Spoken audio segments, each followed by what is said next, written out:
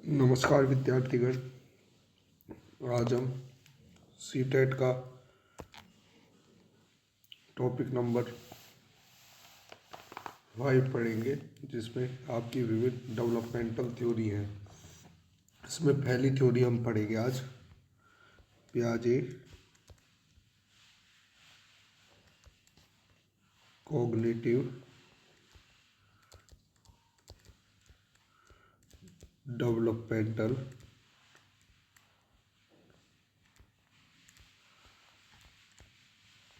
Theory. Gene पियाजे जो मनोवैज्ञानिक थे, उन मनोवैज्ञानिक की डेवलपमेंटल थ्योरी पढ़ेंगे। किस बेस पर? कॉग्निटिव, संज्ञानात्मक बेस पर।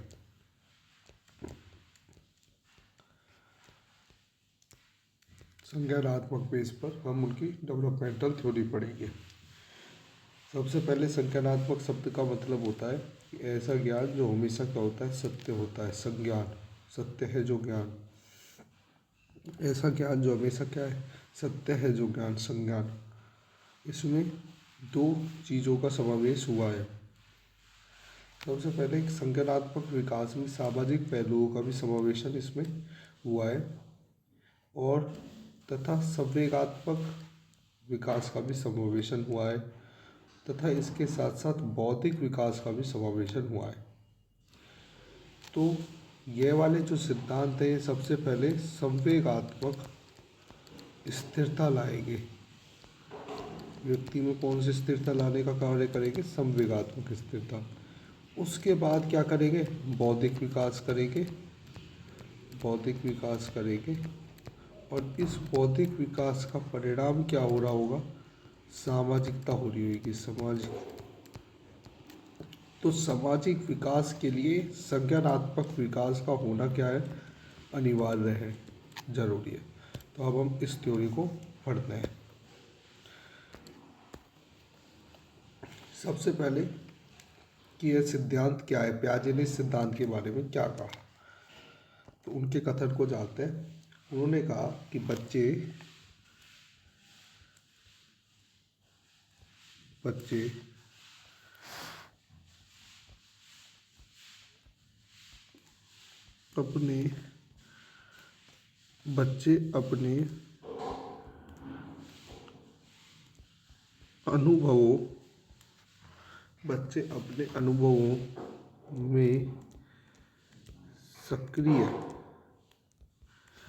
अपने अनुभवों में सक्रिय रूप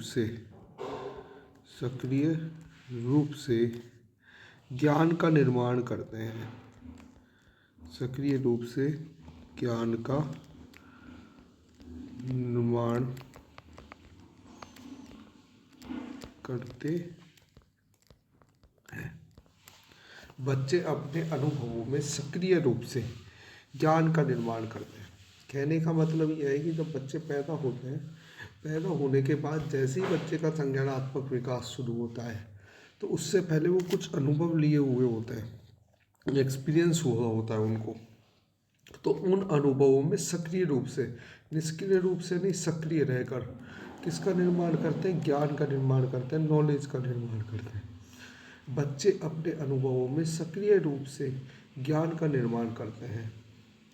इन्होंने बच्चे के संज्ञानात्मक विकास को कितने चरणों में बांटा है? 4 चरणों में बांटा। कितने चरणों में बांटा? 4 चरणों में। और इन चरणों से गुजरते हुए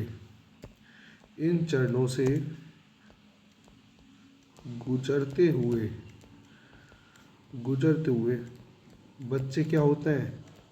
हमने बताया था विकास क्या करता है? परिपक्व। बच्चे क्या होते हैं? परिपक्व होते हैं। बच्चे क्या होते हैं? परिपक्व होते हैं। इन चरणों से गुजरते हुए बच्चे क्या होते हैं? परिपक्व होते हैं। तो हम सबसे पहले इनकी एक एक अवस्थाओं को ध्यानपूर्वक पढ़ लेते हैं। सबसे पहले जो इनकी अवस्था आती है, उसका इंग्लिश में नाम पहले पढ़ते हैं, फिर हिंदी में पढ़ेंगे, क्योंकि इंग्लिश में हमेशा सेम रहेगा, हिंदी में अलग अलग हो सकता है। तो सबसे पहली अवस्था आती है sensory motor stage. Sensory motor stage, संवेदी गतिक चरण। हिंदी में बोलेंगे संवेदी गतिक चरण, संवेदी गतिक चरण। एज रेंज क्या है? 0 से 2 वर्ष। अब इस अवस्था में किसके माध्यम से वह जानते हैं या समझते हैं? ज्ञान कर रहे हैं प्राप्त, तो किसके माध्यम से समझते हैं, ये जानते हैं? इंद्रियों और क्रियाओं के माध्यम से दुनिया को जानते हैं। इंद्रियों और क्रियाओं के माध्यम से, क्रियाओं के माध्यम से, इंद्रियों और क्रियाओं के माध्यम से दुनिया को समझते हैं, समझते हैं। इंद्रियों और क्रियाओं के माध्यम से दुनिया को समझते हैं। इसके बाद वे वस्तु स्थायित्व की भावना विकसित कर लेते हैं। वे वस्तु स्थायित्व की भावना विकसित कर लेते हैं। वस्तु स्थायित्व की भावना विकसित कर लेते हैं। तो वस्तु स्थायित्व से भावना से मतलब यहाँ पर यह है कि वस्तु के अदृश्य होने पर, वस्तु के अदृश्य होने पर अस्तित्व में रहती है। वस्तु के अदृश्य होने पर अस्तित्व में रहती है, अस्तित्व में रहती है। कि वस्तु अदृश्य होने पर भी किस में रहती है? अस्तित्व में रहती है। वस्तु अदृश्य होने पर अस्तित्व में रहती है। जैसे मान के चलिए कि एक बच्चा है जो खिलौने से खेलता है। अब बच्चे का एक समय बाद खिलौना गिर जाता है, परंतु खिलौना उसको पता है गिर गया है, अब उसकी तरफ ध्यान नहीं देगा क्योंकि उसको पता है कि वह किस में, उसके अस्तित्व में उसका खिलौना कैसे दिखता है। वह यह मानेगा कि उसका खिलौना अभी भी मौजूद है। एक समय क्या करते थे कि जैसे ही उसके सामने से खिलौना हटा देते थे, हाथों के कोई सामने उसके खिलौना रखा और किसी ने अपने पीठ के पीछे उस खिलौने को कर लिया, तो बच्चा क्या कर देता था? रोना शुरू कर देता था। परंतु जब बच्चे का सेंसरी मोटर स्टेज, संवेदी गतिक चरण विकसित हो जाता है, तो 2 साल का बच्चा जो होता है, 0 से 2 वर्ष का बच्चा होता है, 2 वर्ष आते आते वस्तु स्थायित्व की भावना विकसित करता है। जैसे ही आप उस खिलौने को उसके पीछे लगाएंगे तो उसको पता है कि मेरा खिलौना अभी भी यही है, वस्तु स्थायित्व यही है, अदृश्य होने पर वो गिरी। वो क्या करेगा? चलकर क्या करेगा? आगे घुटनों के बल चल के आपके कहाँ जाएगा? पीठ के पीछे आ जाएगा उस खिलौने को देखने के लिए। तो वह जानता है कि वस्तु अदृश्य हुई है, अभी अस्तित्व में है। तो वस्तु स्थायित्व की भावना बच्चों में क्या हो जाती है? विकसित हो जाती है। ऐसी माँ के में पहले माँ जब तक रहती थी जिसको चाहिए थी, परंतु अब आवाज़ से ही क्या कर लेता है? माँ का पहचान कर लेता है कि माँ है या नहीं है।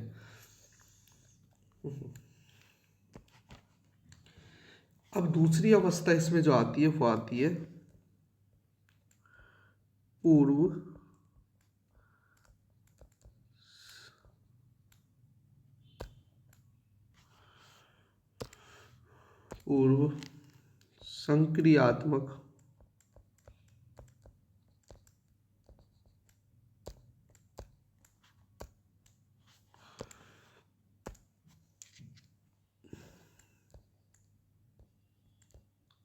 संक्रियात्मक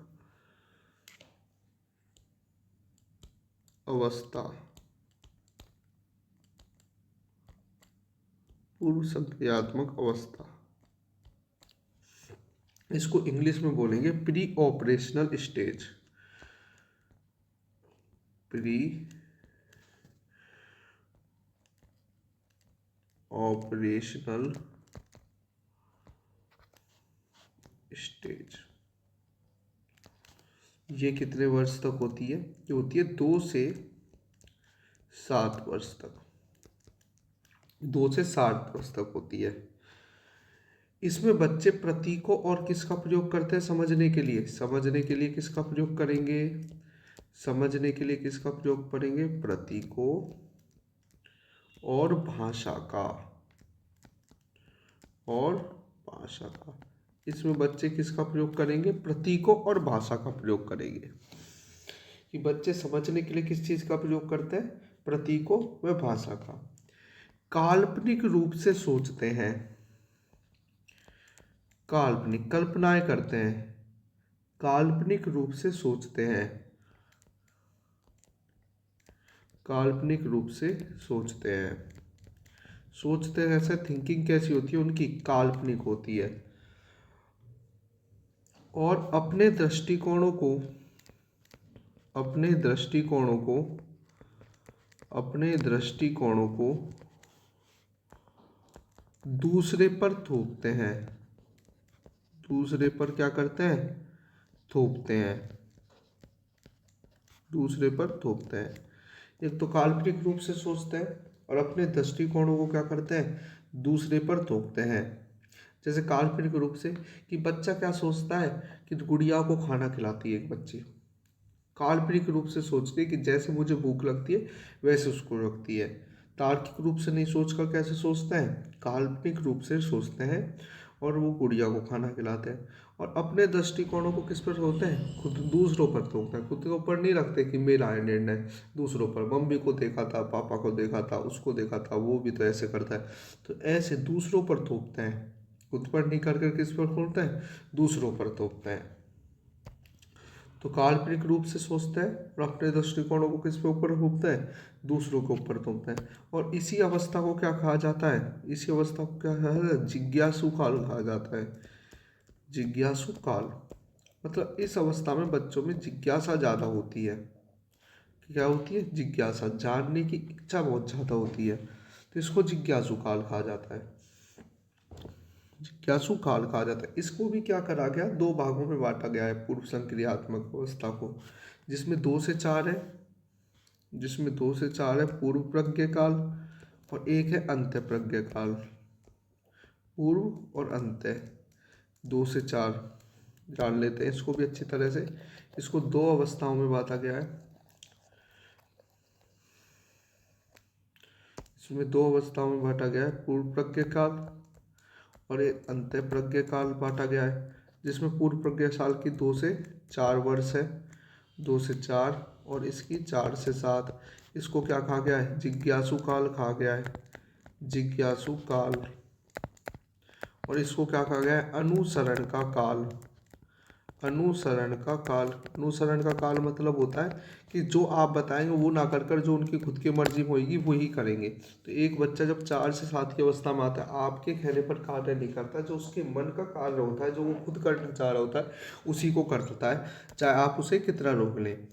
और काल्पनिक तक तो करता ही है, वास्तविक नहीं। आप कितना ही कह लें गुड्डी को खाना खिलाए, फिर भी वो क्या करेगा? गुड्डी को खाना खिलाएगा ही खिलाएगा, या गुड्डे को खाना खिलाएगा। अपने खिलौनों को क्या करेगा? उसी तरह बिहेव करेगा जैसे एक हम मूर्त व्यक्ति के साथ करते हैं। अब आता है अगला, कि अगली अवस्था जिस ओर बढ़ते हैं, ठोस संक्रियात्मक अवस्था। तीसरी अवस्था इस सिद्धांत की, ठोस संक्रियात्मक, ठोस संक्रियात्मक अवस्था। ठोस संक्रियात्मक अवस्था में एज रेंज कितनी है? 7 से 11। इसे इंग्लिश में क्या कहेंगे? Concrete operational, concrete operational stage. क्या कहेंगे? Concrete operational stage. तो अब हम पढ़ेंगे ठोस संक्रियात्मक अवस्था। तो इसमें से आए कि ठोस घटनाओं के बारे में बच्चे क्या सोचने लगते हैं? ठोस घटनाएं, ठोस घटनाएं, ठोस घटनाओं से मतलब ये जो मूर्त रूप से दिख रही है। ठोस घटनाएं के बारे में बच्चे तार्किक रूप से सोचने लगते हैं, जो उनको मूर्त रूप से दिखता है, तार्किक रूप से सोचने लगते हैं। क्योंकि आज से पहले गुड्डा को या फिर अपने खिलौनों को देखभाल कर रहे थे, परंतु पता है जैसे हम भी करते हैं वैसा तो खिलौना करता नहीं है। वह ठोस रूप में जो उनको सामने दिखता है उनके बारे में क्या सोचने लगता है, तर्क के रूप में तर्क करने लगता है, तार्किक रूप से सोचने लगता है। और वह जान जाते हैं कि ये चीज़ें मूर्त है और ये चीज़ें क्या है, अमूर्त है, ये नहीं कर सकती। तो ठोस घटनाओं के बारे में तार्किक रूप से सोचने लगते हैं, सोचने लगते हैं। ठोस घटनाओं के बारे में तार्किक रूप से सोचने लगते हैं। इसमें वे परिणाम संरक्षण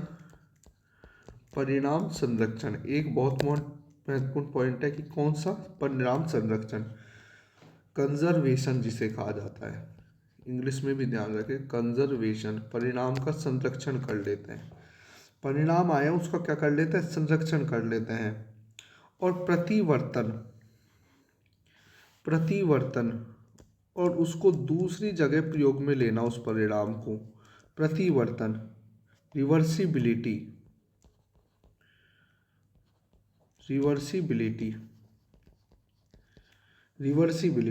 जैसी अवधारणाओं को समझते हैं। परिणाम संरक्षण तथा रिवर्सिबिलिटी जैसी अवधारणाओं को क्या करते हैं, समझते हैं, अवधारणाओं को समझते हैं। कि परिणाम संरक्षण की हमको किसी चीज़ का परिणाम भी जानना चाहिए, ये भी जानते हैं, तथा क्या समझते हैं कि रिवर्सिबिलिटी जैसी अवधारणाओं को क्या करते हैं, समझते हैं कि जैसे क्रिया एक क्रम में हो सकती है उसी क्रम में वापस भी वो हो सकती है। रिवर्सिबिलिटी जैसी अवधारणाओं को क्या करने लग जाते हैं, समझने लग जाते हैं। इसके बाद आता है औपचारिक संक्रियात्मक अवस्था। लास्ट जो अवस्था है जीन पियाजे के सिद्धांत की, वो है औपचारिक संक्रियात्मक अवस्था। चौथी अवस्था औपचारिक संक्रियात्मक।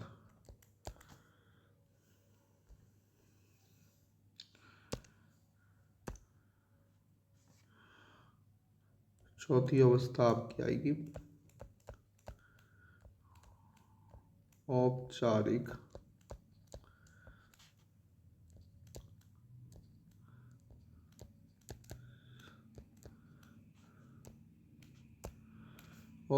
संक्रियात्मक अवस्था। औपचारिक संक्रियात्मक अवस्था कितने वर्ष से होगी ये, वो कितने सी, 7 से 11। अब ये 12 से अधिक में जाएगी, 12 से अधिक। इसका इंग्लिश में नाम क्या होगा, इसका नाम होगा फॉर्मल ऑपरेशनल स्टेज। क्या होगा, फॉर्मल ऑपरेशनल स्टेज, ठीक है ना। अब बच्चे क्या करने लगते हैं, अभी तक सिर्फ मूर्त जो सामने दिखती है उन चीज़ों के बारे में सोचते थे, परंतु इसके आते आते बच्चे किसके बारे में भी सोचने लग जाते हैं, अमूर्त विचारों के बारे में सोचने लग जाते हैं। अमूर्त रूप से जो चीज़ें हैं, जैसे कि अमूर्त रूप से अभी तक तो सिर्फ वो अपने ग्रह को जान रहे थे, पृथ्वी को, परंतु अब कौन से ग्रहों को भी जानने लग जाएंगे, अन्य ग्रहों के बारे में भी जानने, जो उनको नहीं दिख रहे इस समय परंतु उनके बारे में भी जानने लग जाएंगे। जैसे कि कुछ जीव जो उनको दिख रहे हैं परंतु कुछ जीव जो उनको नहीं दिखाई देते, बहुत रेयर केस में दिखाई देते हैं, तो उनके बारे में क्या करते हैं, वो जानना शुरू करते हैं। एक क्या करना चालू कर देते हैं, प्रिडिक्शन लगाना शुरू कर देते हैं, अनुमान लगाना शुरू कर देते हैं पहले ही, क्योंकि अमूर्त पे जो सोच रख रहे हैं तो अनुमान लगाते हैं कि आज मैं ये करूँगा तो ये हो सकता है, वो हो सकता है, और संभावित परिणामों की कल्पना करते हैं। संभावित परिणामों की क्या करते हैं, कल्पना करते हैं। तो परिणामों की कल्पना भी, पहले परिणामों को नहीं देखते थे, इससे पहले परिणामों का संरक्षण करते थे, जो परिणाम आए उनको क्या करते रहते थे, कंजर्वेशन करते रहते थे, उन सब का रोक कर रखते थे अपने व्यवहार में। अब संवेद उन्हीं परिणामों के आधार पर जो पहले आए, उन्हीं परिणामों के आधार संभावित परिणाम क्या हो सकते हैं उनकी क्या करने लग जाते हैं, कल्पना करने लग जाते हैं। ये हो गया आपकी औपचारिक संक्रियात्मक अवस्था। अभी तक हमने कितनी अवस्था पढ़ी, इसमें हमने 4 अवस्था पढ़ी। तो इसमें चारों अवस्थाओं में जो मेन बात है, पहली अवस्था में जो मेन बात यहाँ पर है कि इनकी एज रेंज ध्यान रखनी है। पहले की क्या थी, 0 से 2 वर्ष, जिसे संवेदी गतिक चरण कहा था, सेंसरी मोटर स्टेज। दूसरी पूर्व संक्रियात्मक अवस्था 2 से 7, तीसरी ठोस संक्रियात्मक अवस्था 7 से 11 तथा औपचारिक संक्रियात्मक अवस्था 12 से अधिक। अब इसमें एक और चीज, इसको कौन सा काल कहा गया? अनुकरण का काल कहा गया, क्योंकि बच्चा अनुकरण के माध्यम से सीखता है। 2 से 7 वर्ष वाली को क्या कहा गया? इसको 2 भागों में बांटा गया। पहली वाली को क्या कहा गया है? जिज्ञासु काल कहा गया है, और दूसरे को अनुसरण का काल कहा गया है, तथा तीसरी को क्या कहा गया? वैचारिक काल कहा गया। वैचारिक, विचार करने वाला काल, वैचारिक मतलब वैचारिक काल। और चौथी को क्या कहा गया है? तार्किक काल। तर्क करना चालू कर देते हैं बहुत ज़्यादा, अमूर्त रूप में तार्किक काल कहा गया है। अब इस सिद्धांत का आलोचनात्मक दृष्टिकोण देते हैं, इसकी आलोचना क्या क्या रही है। हमने अभी तक सिद्धांत को तो जान लिया, परंतु इसको आलोचनात्मक दृष्टिकोण में तो इसमें विफलताएं क्या क्या रही है। तो अभी तक अब इसका देखते हैं आलोचनात्मक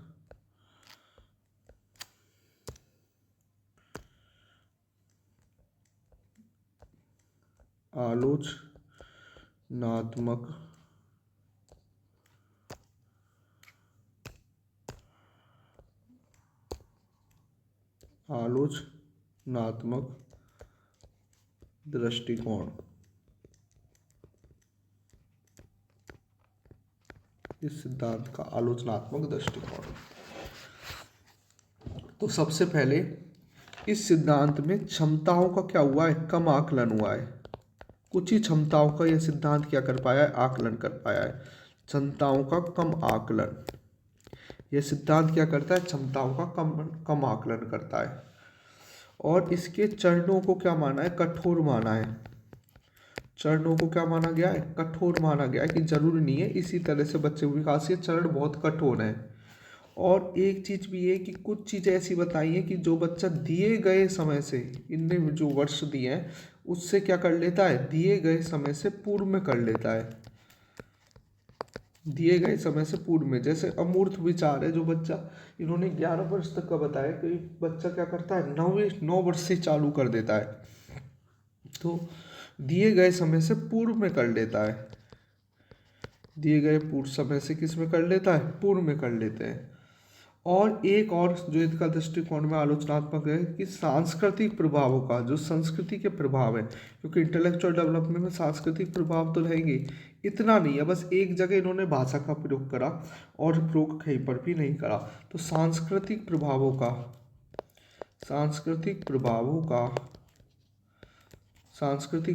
का क्या पाया गया है? अभाव। सांस्कृतिक प्रभावों को क्या मिला है? इनके सिद्धांत में अभाव मिला है। तो यहाँ पर हमारा जीन पियाजे का सिद्धांत क्या होता है? खत्म होता है। धन्यवाद।